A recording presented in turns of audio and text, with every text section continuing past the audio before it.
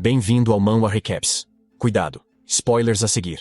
Um grande abraço e agradecimento especial aos membros do canal. A história começa com alguém se levantando do chão, coberto de sangue, enquanto um homem alado está diante dele. Ele diz: Deus está morto. A humanidade adorou o ouro e reverenciou a engenharia arcana até que finalmente se transformou em escrava. O homem segura uma espada, perguntando como isso é justo. Seu oponente tem a espada coberta de aura e o homem salta sobre ele de qualquer maneira, perguntando por que isso existe. Ele grita enquanto balança a espada, apenas para que vejamos uma explosão gigante do oponente atingindo-o em cheio. Ficamos sabendo que é o melhor jogo de fantasia apocalíptico moderno, chamado Arcane Soul. O homem grita dizendo que esse jogo é um lixo. Pague para ganhar. Seu nome é Kim Jun-soo, e ele é um estudante universitário de 22 anos. Seu inimigo diz que ele se saiu muito bem para um jogo gratuito, mas que é péssimo ser ele, e que ele estava literalmente jogando no modo automático o tempo todo. Sua identidade é chamada de Rich Heavenly Demon Chan. Jo An-soo o insulta, e o Heavenly Demon começa a terminar a luta, dizendo que foi muito divertido e que nunca viu um jogo de Frida se sair tão bem. Jo An-soo está em público, e está muito irritado com isso. Ele grita perguntando como é justo que, apesar de ter gasto 10 horas e 0 no jogo, alguém que gasta apenas alguns milhares de dólares para ganhar o jogo. O que ele não consegue fazer é superar seu progresso. Ele solta um suspiro, dizendo que ele era o idiota por perder seu tempo com esse jogo de merda, e que deveria ir fazer seus diários para poder realmente terminar sua lição de casa. Ele não é um novato que faz seus diários independentemente do quanto odeia o jogo. Ele começa a fazer um sorteio gratuito, e diz que provavelmente será tão ruim quanto o anterior, e que lhe dará outro guerreiro Kim. Ele o saca e fica surpreso com o... pois vemos um baú de platina na... Seu coração começa a acelerar, e em seguida, a percepção se instala depois que ele vê que o personagem que ele recebe é nada menos que o Demônio Celestial, que é um posto SSR. Ele pergunta como diabos conseguiu esse, já que é o melhor personagem de todo o jogo. As chances de obtê-lo em um free pool são extremamente baixas. Há muitos zeros ali. Ele começa a dançar em público, dizendo que essa merda agora é o jogo do ano, e que ele deve começar a criar o Demônio Celestial. Aprendemos que a maneira mais fácil de nivelar um personagem dentro do Arcane Soul é usar os personagens que você criou como experiência. Agora ele não tem mais ciúmes das baleias, e vai usar todos os 15 guerreiros que conseguiu ao longo de milhares de horas para elevar o nível de seus demônios celestiais. Vemos isso sendo derramado nele com cada um dos 15 guerreiros sendo consumido. Ele diz que agora é hora de experimentar o mesmo jogo que as baleias têm jogado. Mas Bro esqueceu que estava em público e começa para entrar direto no trânsito. Quando ele se vira para a direita, é claro que é o nosso amigável vizinho caminhoneiro. Ele deixa cair o telefone, dizendo que esse é um evento familiar. Quando abre os olhos, ele está olhando para o teto, confuso, e se pergunta por que está em um hospital. Sua cabeça começa a doer, e ele se lembra do fato de ter entrado no trânsito como um idiota, e quase ter sido atropelado. Em primeiro lugar, ele não deveria ter sido descuidado. Uma mulher entra na sala chamando-o de Guerreiro Kim, e se surpreende por ele estar acordado. Ele pergunta do que ela está falando, e ela diz: Concha, chame o médico. Ele se pergunta por que ela o chama assim, e vê na ficha de identificação: Warrior Kim 1. Sofreu uma luxação e concussão no acidente. Ele se pergunta que erro é esse, e suspira, pensando que se sentiu culpado por trocar seus 15 guerreiros por experiência. Mas se pergunta por que seu nome é Guerreiro Kim na tabela de sinais. Tenta se levantar, mas sente uma dor imensa na perna e grita: Inferno! A enfermeira entra correndo, dizendo que ele não pode se mexer. E ele pergunta por que dói tanto.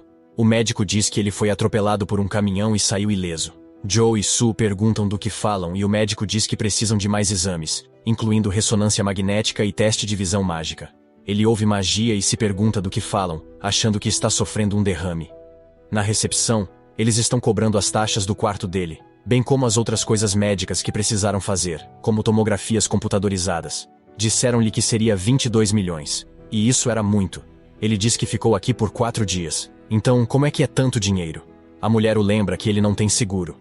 Portanto, ele mesmo tem que pagar. Ele pergunta do que ela está falando, dizendo que todo coreano tem seguro de saúde nacional. Ela pergunta do que ele está falando, dizendo que ele não tem seguro da Legião nem da Torre Mágica. Ele está confuso, se pergunta de que diabos ela está falando, mas reconhece esses termos. Se pergunta onde os ouviu antes: Legião, Megacorp, Torre Mágica, Ordem Sagrada. Essas são as 4 facções que dominam a alma arcana. Esse é um dos cenários do jogo. Em um mundo onde Deus abandonou a humanidade, a ciência arcana se desenvolveu drasticamente e a Terra foi invadida por monstros e humanos. Os corpos de Bro e de Bro foram modificados para sobreviver. O irmão começa a se desassociar, dizendo: médico TL, é que é um mundo difícil de sobreviver. Ele olha para um beco e grita, perguntando por que entrou nesse jogo. Ele diz que dormiu feliz por ter puxado o demônio celestial, mas acabou como um personagem de tutorial. Talvez isso seja um castigo divino por tirar o pó de seus personagens antigos. Ele finalmente chega à casa do guerreiro Kings, dizendo que essa merda é menor do que o banheiro dele, e se pergunta por que esse cara é tão pobre. Ele se senta na cama, dizendo que seu corpo está machucado, e ele não tem dinheiro, e se pergunta o que fazer. Ele pensa sobre isso dizendo que, se essa for realmente a alma arcana, logo ocorrerão eventos como guerras nucleares, fendas dimensionais, e até mesmo o renascimento dos deuses antigos, e esse lugar se tornará um inferno. Ele não sabe como veio parar aqui, mas, se ficar parado, morrerá. Ele então percebe algo. E o que isso significa? Ele pega uma caneta e a levanta acima da mão. Ele olha para baixo, e diz que precisa verificar antes que seja tarde. Ele parece hesitante, e em seguida, esfaqueia a mão com toda a força, empalando-a. Ele grita ao puxar a caneta, e de fato, a perfurou completamente. Uma aura verde cura sua ferida. E ele diz que sabia que funcionaria. Ele obteve a característica de recuperação de feridas, e criou muitos Kings guerreiros, porque é um personagem de tutorial gratuito, sem característica básica. No site, você pode desbloquear características e trocá-las para criar guerreiros Kings. Para ele, que dependia de estratégia, Warrior King era a melhor maneira de jogar. Personagens raros. Agora ele é ele. Pode obter qualquer característica se se esforçar. Seus ferimentos começam a se recuperar com a habilidade. Explica que na alma arcana você morre se for pobre, impotente ou sem sorte. Mas ele não deixará isso acontecer. Tem o conhecimento de ter desperdiçado 10 horas e 0 como jogador. Vemos sua classificação saltar de 115, 0 para 7.000, depois 3 dígitos e depois 1 dígito. Com ele acima de monstros. Agora estão na 9ª posição. Não sei o que significa, mas vamos descobrir. Ele vai até uma agência de talentos, com o corpo do guerreiro King. Essa merda é de graça. Na seção de jogadores, vemos um homem olhando seu papel, perguntando a Joan So se é sua primeira vez. Joan So diz que sim, e planeja entrar no negócio de purificação de mana. Ele precisa ganhar dinheiro para seu jogo de gacha gratuito de merda como esse. Como ele só tem seu corpo, essa é a única coisa que ele pode fazer para ganhar dinheiro. O homem coloca os pés sobre a mesa, dizendo que isso pode ser chamado de purificação de mana, mas pergunta se ele entende o que realmente significa limpar masmorras. Ele é o diretor de pessoal dos jogadores, chamado Choi Seon-su. Joan-su diz que está ciente. Seon-su pergunta se ele tem certeza. E ri, dizendo que não há nada em seu currículo. Joan-su diz que é claro que ele entende como esse jogo de merda funciona, e que a mana contida é a razão pela qual os monstros são criados. Ele assumiu o controle da alma arcane. Limpeza de masmorras é remover o lixo que emite muita mana contida, diferente da limpeza comum que só elimina monstros. Exposição prolongada à mana pode resultar em morte, arrancando sua humanidade e causando mutação, tornando o trabalho perigoso. Seon-su diz que tudo bem e que, assim que tiverem pessoas suficientes, ele o deixará ser designado para uma equipe. Joan-su agradece, e o homem pergunta se ele tem mesmo certeza disso. Alguém mais acha que ele se parece com o Jet Black do Cowboy Bebop. Ele diz que já viu muitas pessoas como ele entrarem nesse trabalho por dinheiro e voltarem completamente mortas por dentro. Joan-su ri, dizendo para não se preocupar, pois ele estará melhor do que está. Seon-su fica confuso, e Joan-su diz que trabalhar duro como um jogador livre é sua especialidade. Ele encontra um líder trabalhista, e seu nome é Deer. Ele pergunta a Joan-su se ele é o novato que está se juntando a eles. Joan-su diz que acha que sim, e que ele só está aqui porque foi designado. Deer agarra seu colarinho perguntando se isso parece um playground para ele, perguntando se vale a pena a determinação por trás de seus olhos. É melhor ele não implorar para ser salvo após a mutação, pois se perceber o primeiro sinal, ele o matará. Joan-su diz que vai lembrar disso, e que essa é sua realidade. As pessoas sempre assustam os novatos, mas ele se pergunta por que Deer, de classificação R, está aqui. Ele diz que era assim antes de despertar. Suas pernas também eram normais. Outra pessoa entra e diz a Deer que não deve fazer isso com novatos e que já estão com falta de pessoal. Seu nome é Hedgehog, e ele tem 5 anos de experiência em limpeza de masmorras. Deer estala a língua dizendo que, se ele puder ajudá-los, seria bom se ele não fosse um incômodo. Em seguida, ele diz a todos que eles têm 4 horas para limpar 5 locais, e que precisam ser rápidos. Joan-so se pergunta qual é o problema dele, dizendo que ele é muito mais severo do que no jogo. Hedgehog lhe diz para não se incomodar, pois ele pode ser duro do lado de fora, mas é um cara legal. Joan-so diz que está bem, e vemos que a primeira área é um aterro sanitário onde está todo o lixo. Todos reclamam do mau cheiro, e não conseguem se acostumar com isso. Deer diz a todos que vai abrir a porta e que devem se preparar. Ele ativa seu cartão de acesso e, imediatamente no interior, eles veem que está imundo. Deer diz a todos para ficarem em posição, pois há monstros no processo de limpeza da masmorra. E são monstros de nível inferior chamados slimes contaminados que vivem aqui no lixo. Joan-Su explica que a limpeza da mana e dos monstros contaminados envolve se livrar dos slimes. Embora sejam fracos, são difíceis, porque se multiplicam quando cortados ao meio. E não morrem, até encontrar o pequeno núcleo de mana em seus corpos. O grupo se sente sobrecarregado, e não entende como encontrar os núcleos assim. Joan-Su começa a correr, e diz para se afastarem. Ele pula no ar com a pá. Diz ao colega de trabalho que não está assumindo a responsabilidade por isso. Ele coloca a pá diretamente entre suas pernas, quebrando o núcleo mono, quase acabando com o futuro desse cara. Joan-Su sorri, dizendo que isso é perfeito, e que é hora de ele se aquecer. Ele continua correndo pela sala cortando os núcleos um a um, livrando-se deles antes que possam ferir sua equipe. E ele está fazendo tudo isso apenas com uma pá, em vez de uma arma.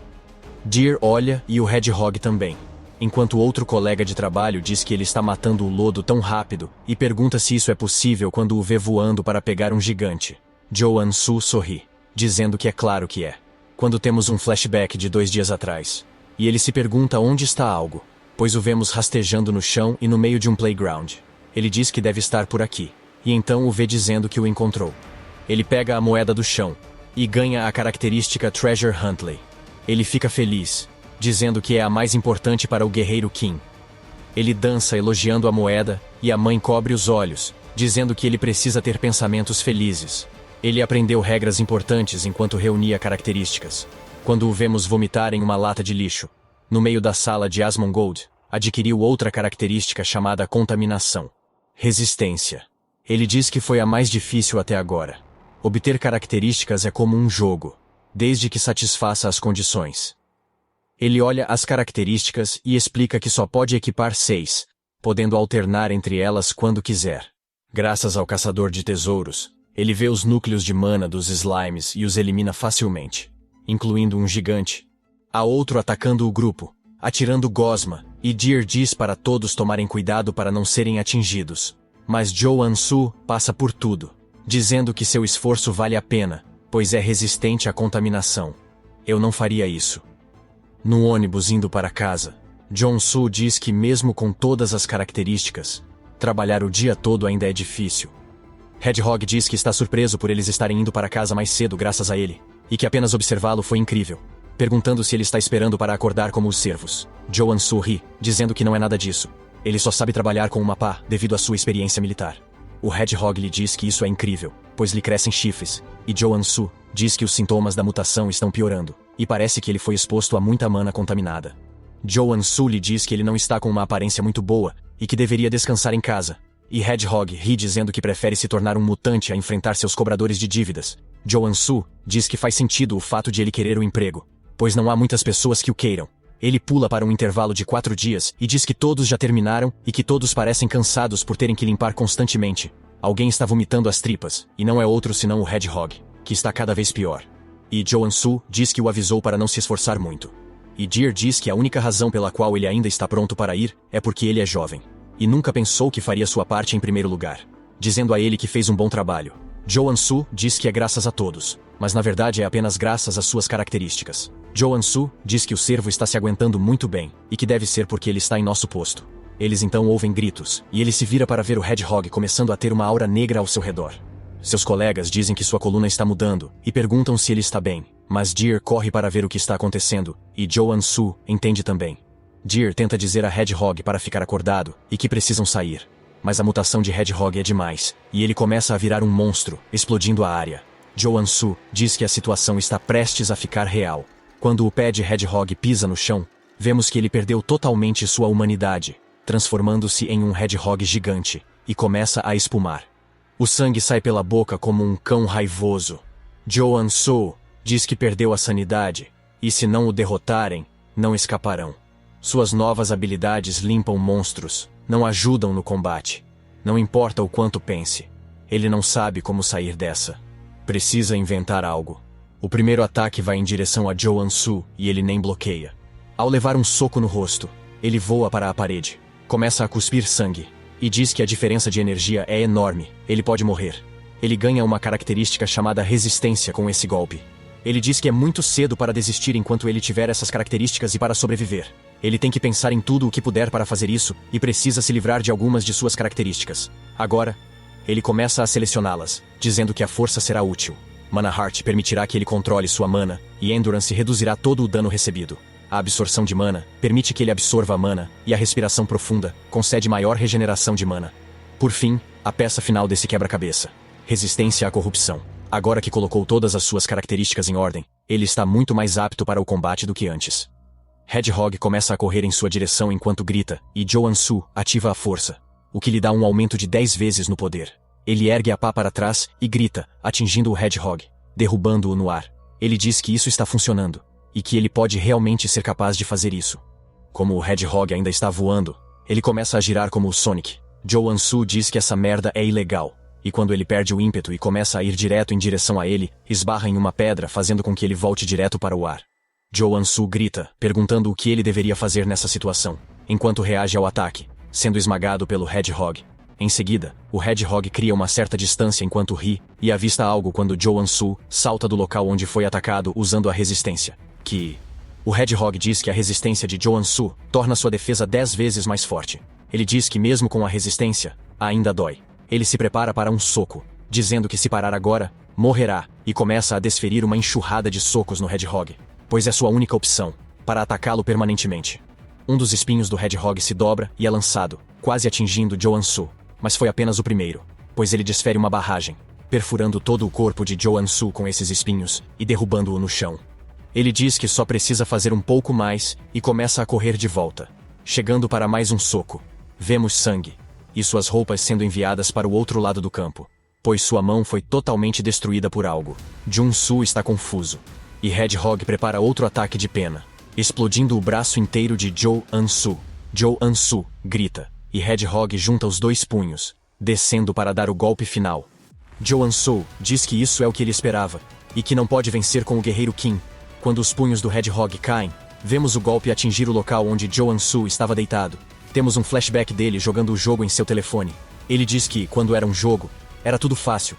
Tudo o que ele precisava fazer era pressionar um único botão para caçar monstros, e nunca pensava em como o personagem se sentiria. Ele simplesmente levava seu personagem a extremos, sob o pretexto de um treinamento eficiente. Mas agora ele entende exatamente como se sentia, e que é preciso sofrer para obter até mesmo uma característica medíocre. Como podemos ver, ele conseguiu bloquear o ataque depois que sua mão se regenerou.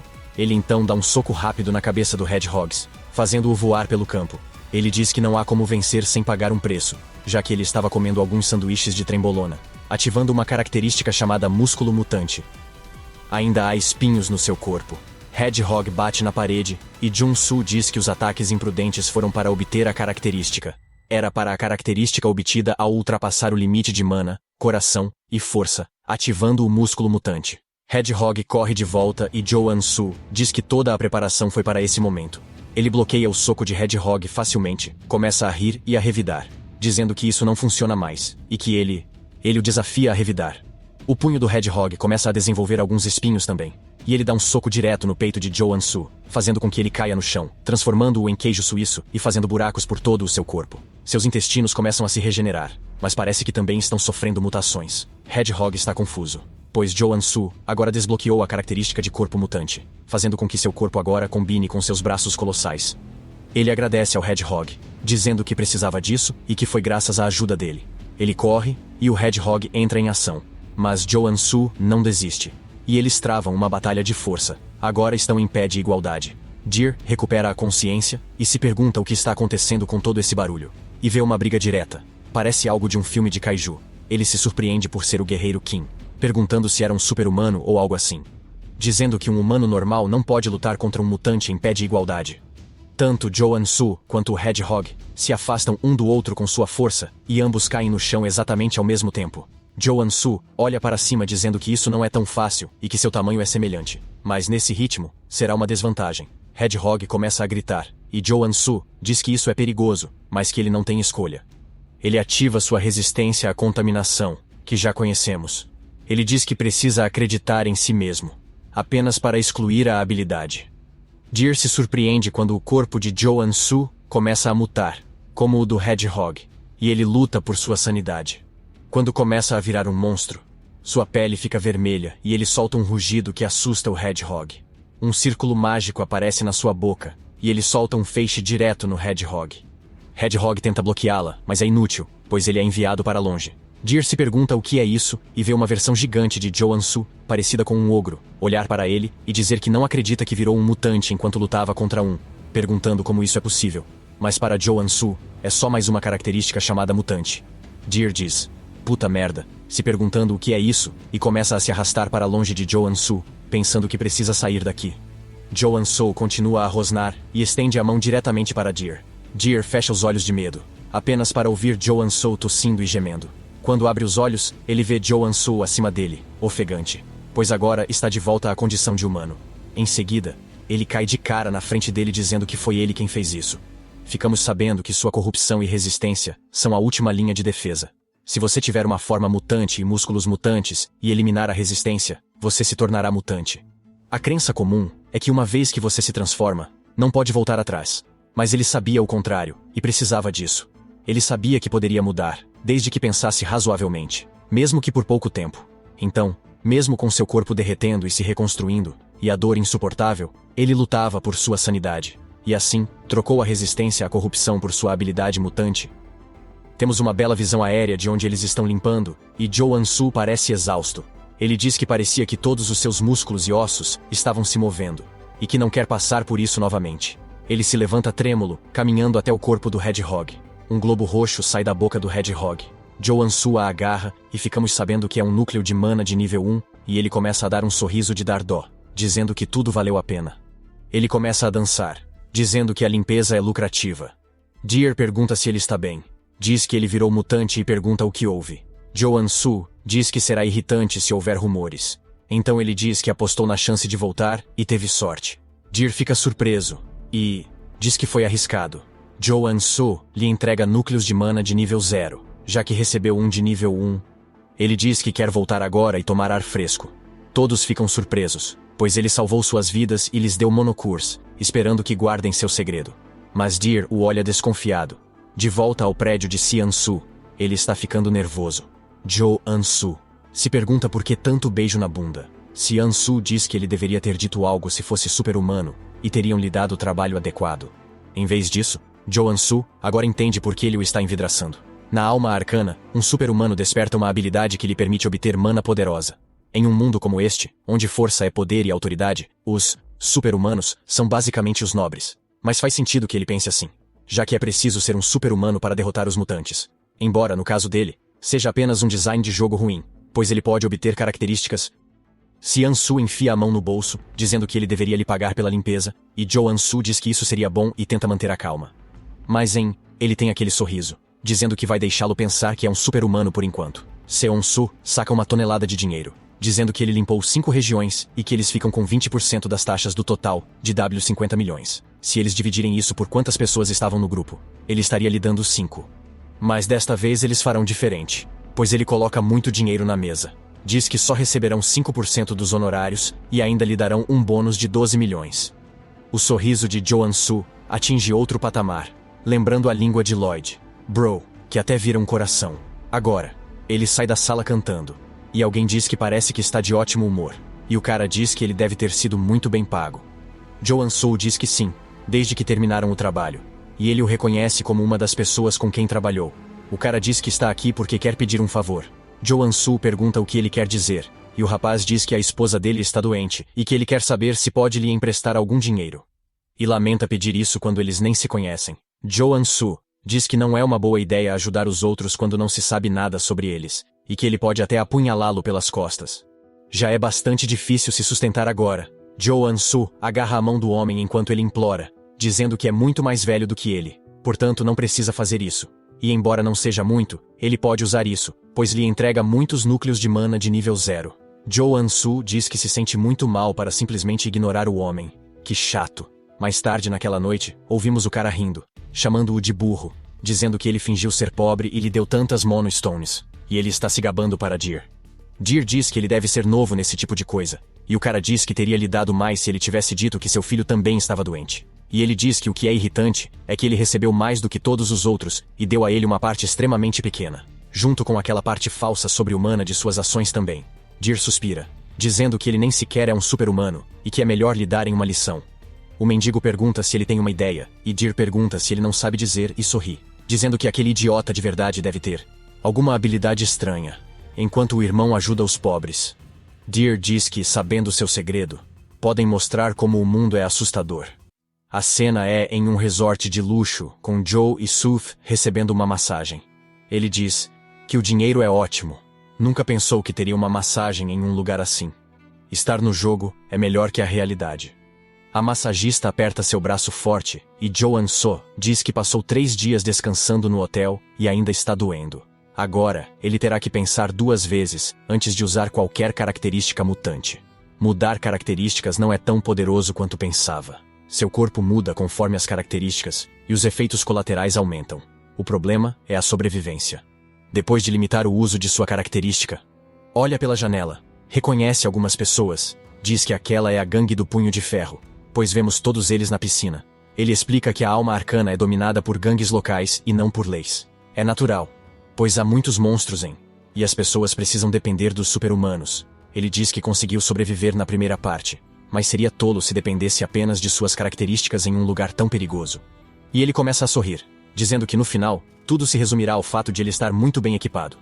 Ele se dirige a uma loja de artigos diversos. Uma mulher pergunta se ele está aqui para vender coisas. Ele diz que sim, e que tem alguns produtos derivados de monstros. Ela olha para as roupas dele, e diz que está avisando logo de cara que não compram monacores de nível 0, pois nosso garoto não está com o equipamento vencido. Ele diz que está ciente disso. Ele pega sua bolsa, e diz que isso é o que ele gostaria de vender.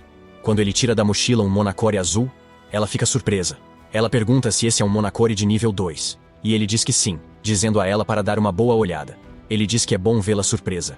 Ele está muito feliz por ter conseguido um nível 2 e por ter se esforçado para obtê-lo no hotel. Se ele puder vendê-la pelo preço mais alto, seria a melhor opção. Ele pergunta se ela vende armas e armaduras. Ela diz que sim, claro, deixando-o entrar pelos fundos. Assim que ele entra, ele parece surpreso, dizendo que parece que ela tem tudo aqui. O governo precisa ficar de olho nessa mulher, e ele diz que todos os itens básicos usados no jogo também estão aqui. Ela diz para ele não ter pressa, e ele diz que sim. Então ele começa a deixar a Hela animada, dizendo que é hora de se equipar. Ele começa a carregar as armas Hela em sua mochila, como se estivesse jogando PUBG. E diz que agora que tem armas, finalmente parece que está jogando Arcane Soul. Então, ele ouve uma mulher chamando por ele e se vira. Ela pergunta se por acaso ele é um mercenário, dizendo que precisa de ajuda. Ele diz que não, e que ela deve procurar outra pessoa. Mas ela saca algum dinheiro dizendo que está aqui em uma viagem de negócios e que a gangue do Punho de Ferro a assustou, perguntando se ele poderia protegê-la. No caminho para o alojamento, ele vê que ela está tentando lhe dar 500 pelo menos, para ser um guarda-costas, e que talvez ele devesse tentar, já que está preparado. Ele coloca a mão no ombro dela, dizendo que não pode ignorar. Uma senhora em perigo, e ele diz que é hora de ir, parecendo pronto. Eles começam a se dirigir a alguns becos, e ela diz que estão quase lá. Ele pergunta por que ela está em um lugar tão sombrio, dizendo que esquece uma única pessoa, não há nenhuma formiga. Ela corre rapidamente para a esquina, e quando ele se vira, não vê nada além de escuridão. Ela diz que eles estão quase lá e que ele deve ser rápido. Ele diz que está muito escuro e que não consegue ver nada. Seus olhos brilham amarelo com visão noturna, e ele diz que agora pode ver, mas não planejou isso. Ela aponta uma pistola para ele e diz que ele é mais cauteloso do que esperava. Ele se pergunta quem ela é e se tudo foi uma armadilha. Até se virar e ver Deer, que ri perguntando aonde ele vai. Deer diz que é bom vê-lo novamente, perguntando se ele concorda. Joan Su pergunta o que ele fez para merecer isso, e Deer não diz nada, na verdade. Ele só parece estúpido, e não há outra razão para chamá-lo de ingênuo. Joan Su solta suas armas imediatamente, puxando as bochechas e derrubando a mulher. E Deer pergunta por que ele começaria uma conversa só para fugir. Ele diz à mulher para atirar nele, e ela dispara a arma diretamente contra ele, atingindo-o nas costas. Ele começa a cair de uma escada. Então Deer pergunta o que diabos, dizendo que ela só queria atirar na perna dele, não no peito, e ela disse que era melhor do que ele fugir. Deer diz, puta merda, acho que ele está morto. Sinceramente, acho que o humano poderia se livrar disso. Ele parece estar bem. A mulher diz que alguém pode comprar seu cadáver, desde que ele deixou de ser um mutante. O mendigo diz que agora é hora de saquear o equipamento dele. E quando o querido olha para baixo, ele diz que não pode ser evitado, e que eles deveriam fazer isso primeiro, apenas para ver que Joe Ansu sumiu, e todos se perguntam onde ele foi. Quando ficam desconfortáveis, poste quebra e atinge o mendigo na nuca. Os outros entram em pânico e perguntam o que está acontecendo. Diz que é impossível ele estar vivo. Joe Ansu diz que não pode morrer para quem retribui bondade com traição. E é bom que ele saiu da loja depois de usar o colete à prova de balas. Graças a isso, ele conseguiu se fingir de morto após levar um tiro. Deer olha em pânico, dizendo que não vê nada, pois a luz da rua está quebrada, e se pergunta onde Joe Ansu está. Joe Ansu aparece atrás dele, dizendo que está bem aqui. Ele diz que salvou sua vida, então está tirando-a agora, enquanto dá um soco em seu rosto. Joe Ansu o acerta, fazendo o sangue voar. Deer cai no chão, mas se levanta imediatamente, limpando a boca. Ele se levanta e dá um chute em Joe Ansu, que se esquiva. Joe Ansu diz que ele deveria ser grato por tê-lo salvo, perguntando se acha certo tentar matar um salvador. Quando Deer vai cair no chão por causa do ataque, Joe Ansu diz a ele para morder o meio-fio e começa a chutar.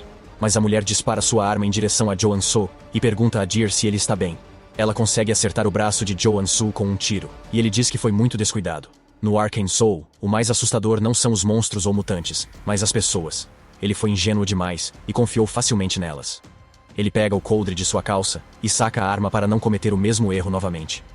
E ele dispara a arma das mãos da garota e, em seguida, atira nos ombros de um dos homens, dizendo que isso é o suficiente. Vemos os dois no chão, sentindo dor. Algo ricocheteia na parede e Joe Ansu se vira, dizendo que deveria matar Deer para se proteger. Mas Deer chega para um ataque surpresa. Joe Ansu não esperava por isso, mas consegue reagir a tempo bloqueando o chute, embora perca sua arma. E vemos que as pernas de Deer agora se transformaram e que Deer despertou como um super-humano de nível 1. Joe Ansu diz que esse jogo foi mal feito, explicando que o despertar sobre-humano é algo para todos os personagens jogáveis. É o sistema básico de crescimento no jogo, e no mundo de Arcane Soul, um super-humano de nível 1 pode ameaçar um civil comum, segurando um rifle automático. Joe Ansu recua para criar distância, pois Deer diz que vai matá-lo. E agora, Joe Ansu enfrenta um super-humano, só com seu corpo. Deer desaparece na frente de Joe Ansu e ele se pergunta onde ele foi.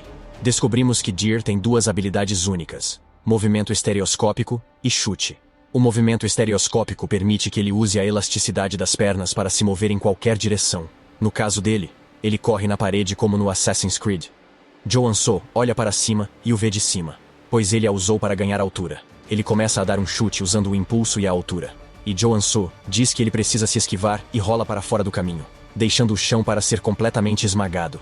Deer fica surpreso e irritado por ele ter se esquivado, e avança dizendo que não conseguirá se esquivar desse. Ouvimos o golpe atingir Joe e Su, e Deer começa a sorrir, pensando que acabou.